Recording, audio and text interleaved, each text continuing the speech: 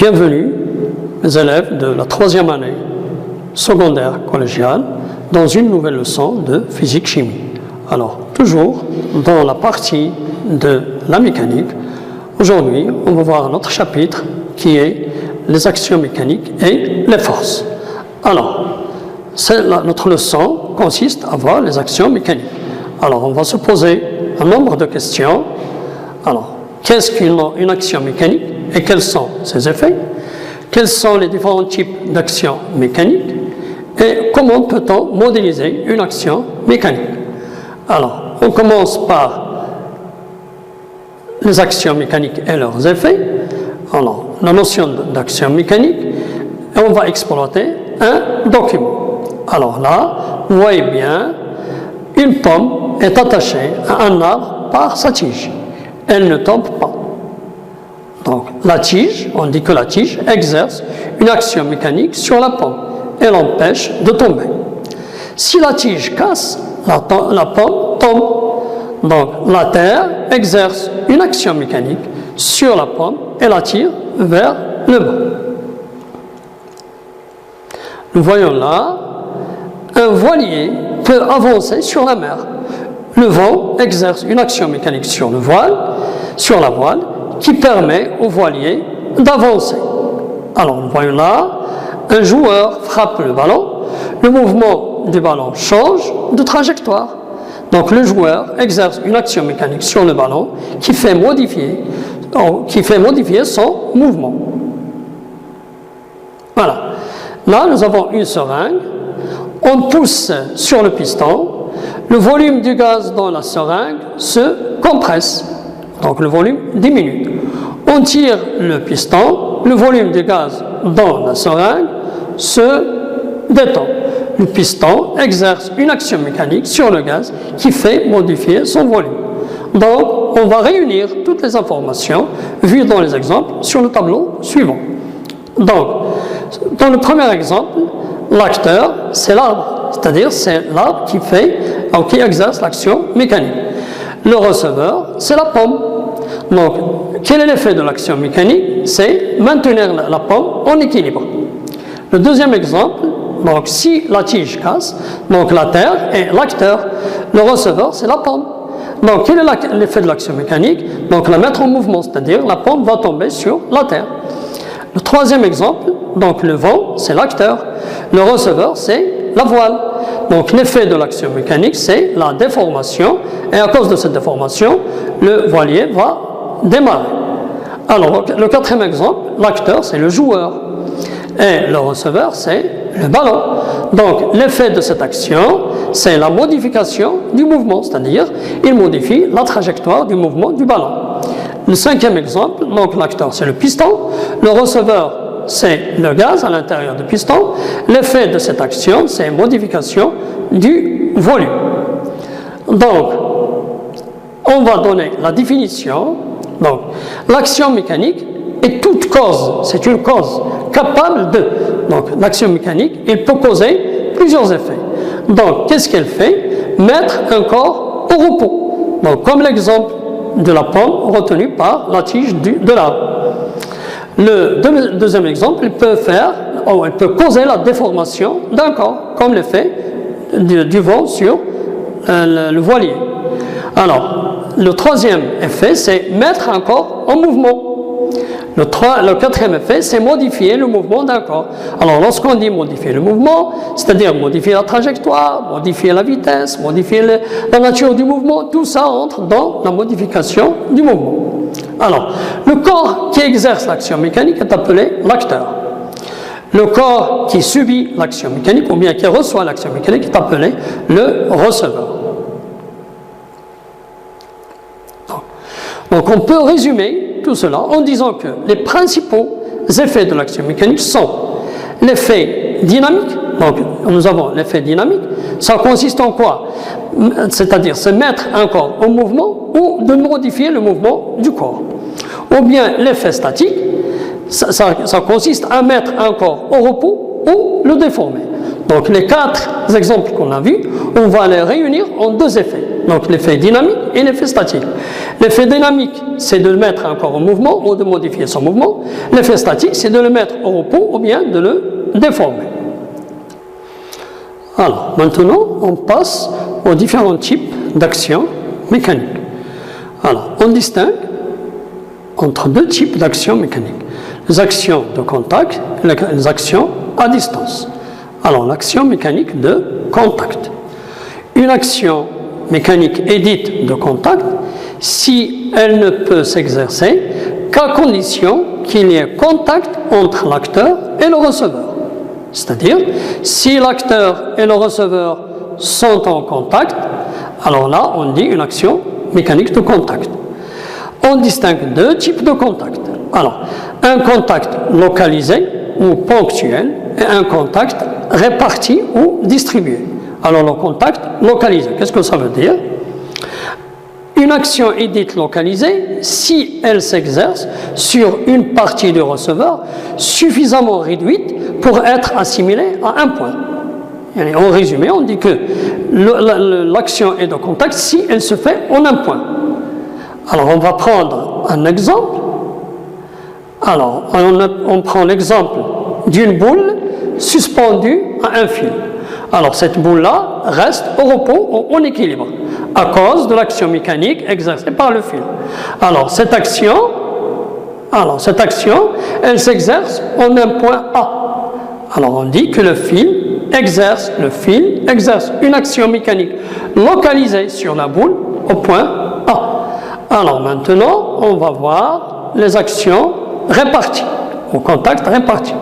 Une action est dite répartie si elle s'exerce sur une zone trop grande pour être assimilée à un point. Donc, lorsqu'il y a beaucoup de points, une surface par exemple de contact, alors là, on dit que c'est une action répartie. Un exemple, on pose alors une action faite par la table sur une boîte. Alors, regardez là, un peu l'image agrandie, la boîte reçoit une action mécanique sur toute cette surface-là. Alors les flèches là indiquent la surface de contact. Alors là, c'est une action répartie.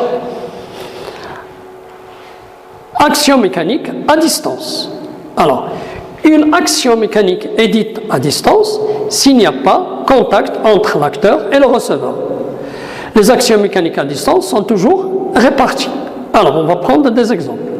On va prendre l'exemple d'un aimant sur une bille en fer.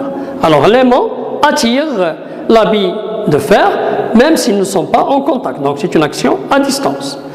L'action de la pesanteur, c'est-à-dire l'action de la terre. Alors, lorsqu'on laisse une balle dans l'air, elle va tomber sur le sol.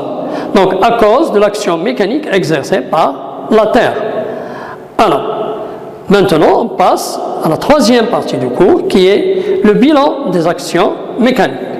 Alors, faire le bilan ou l'inventaire. Alors, on dit faire le bilan ou faites l'inventaire des actions mécaniques, c'est de déterminer toutes les actions mécaniques exercées sur un corps étudié, appelé système étudié, tout en respectant les étapes suivantes. Donc, pour faire le bilan, il faut respecter un nombre d'étapes qu'on va citer après.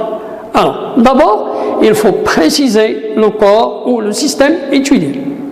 Alors, le corps ou le système étudié, c'est le corps sur lequel on vous pose la question. Faire le bilan ou l'inventaire des forces exercées sur, par exemple, la boîte, donc on dit que la boîte est le système étudié. Après, il faut préciser les actions de contact exercées sur le corps ou le système étudié.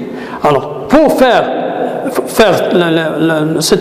cette action-là, il faut toujours répondre à la question: quels sont les corps ou les objets qui touchent ou qui sont en contact avec le système étudié? Tout corps qui touche ou qui est en contact avec le système étudié, alors elle exerce sur lui une action mécanique de contact. Après, il faut préciser les actions à distance. Donc, il faut toujours mettre dans la tête que l'action de la Terre, c'est-à-dire de la pesanteur, est toujours existante. Donc, toujours l'action de la Terre sur le système étudié est toujours existante, c'est une action à distance. Reste à savoir, si il y a présence d'un aimant près du système étudié et si ce système est constitué par le fer, alors l'action de l'aimant existe aussi. Alors, on va prendre un exemple.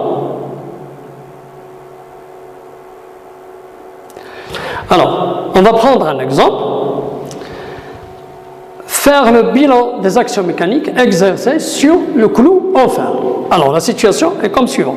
Nous avons un clou suspendu à un fil qui est attaché à un support, auprès d'un aimant aussi suspendu à un fil attaché à un support.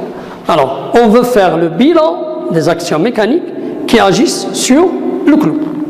La première étape, on va déterminer le système étudié. Donc, on dit le système étudié est le clou en fer.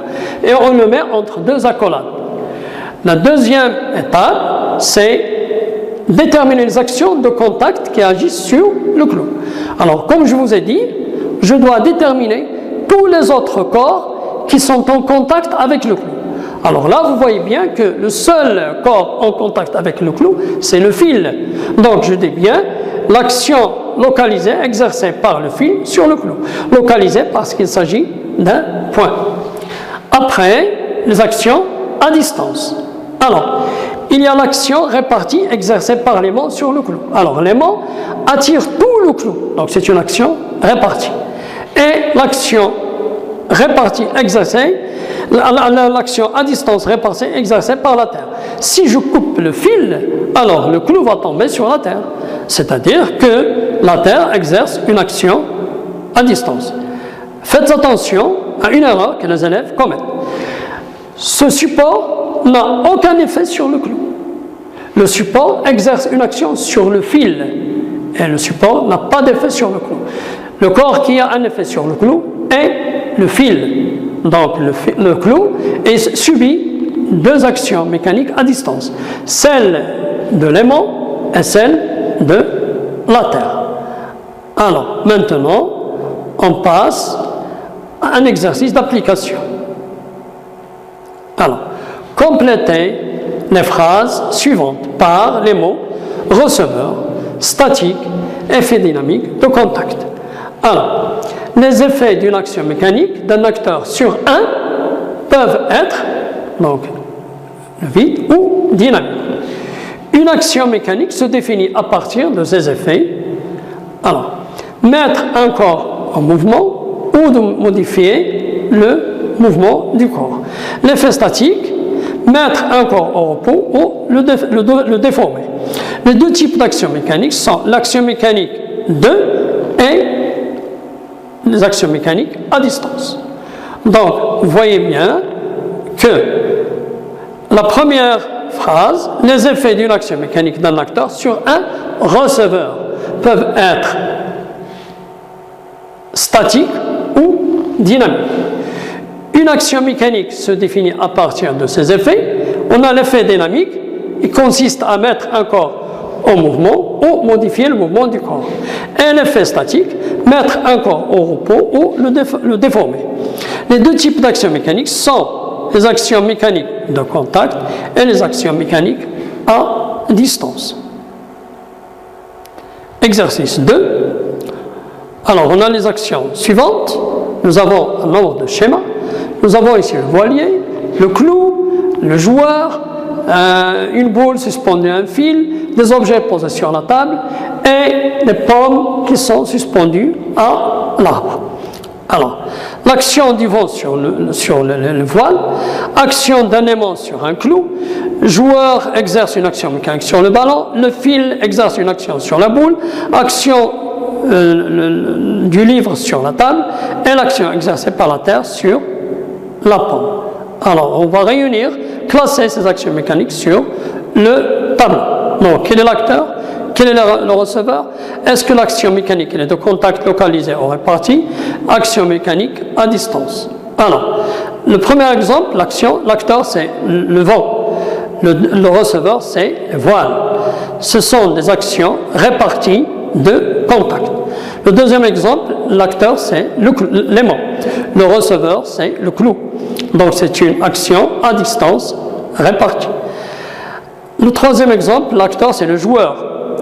Le receveur c'est le ballon. Donc c'est une action mécanique de contact localisé. Alors, le quatrième exemple, l'acteur c'est le fil. Et le receveur, c'est la boule. C'est une action mécanique de contact localisée. Le quatrième exemple, donc l'acteur, c'est le livre. Le receveur, c'est la table. C'est une action mécanique localisée de contact. Et le sixième exemple, voilà. Donc l'acteur, c'est la terre. Le receveur, c'est la pomme. Donc c'est une action mécanique à distance. Voilà, c'est tout pour aujourd'hui. Merci de votre attention et au prochain cours, Inch'Allah.